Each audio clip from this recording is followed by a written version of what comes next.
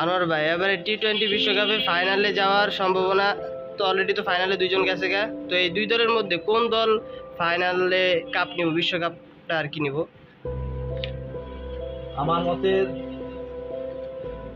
ভারত এবং south Africa দোনো দলই স্ট্রং দল।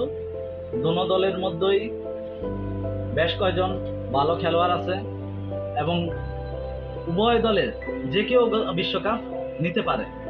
তবে আমার দৃষ্টিকোণ থেকে সাউথ আফ্রিকার দিকেই কাপটা মনে হয় হেলে পড়েছে এবং সাউথ আফ্রিকাই কাপটা নিবে।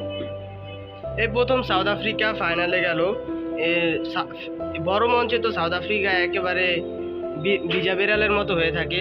তো আপনার মধ্যে সাউথ আফ্রিকা ফাইনালের কাপ নেবে এটা তো?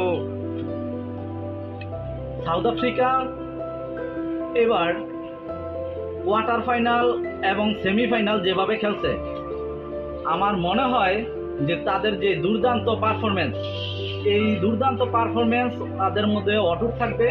সেই অটুট পারফরমেন্সের মধ্যেই তারা ফাইনালটাকেও বেলকেবাজি দিয়ে নিয়ে যাবে। ইন্ডিয়া কেন আপনার কাছে মনে হলো যে তারা ফাইনাল জিতবে না? কারণ গত ওয়ানডে বিশ্বকাপে অস্ট্রেলিয়ার সাথে যেভাবে ধরাশায়ী হয়েছে, তাদের মধ্যে একটা ভয় কাজ করবে।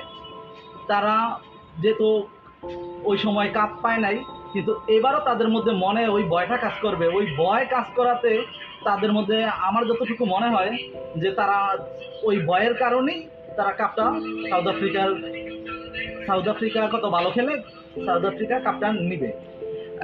কত রান করতে পারে যদি আগে সাউথ আফ্রিকা ব্যাটিং পায়? সাউথ আফ্রিকা ব্যাটিং পাইলে যদি পিচ ভালো হয় 170 থেকে 180-র মতো স্কোরটা হবে। আর যদি ইন্ডিয়া আগে ব্যাটিং পায় তাহলে? ইন্ডিয়া ব্যাটিং পাইলে 160 থেকে 65।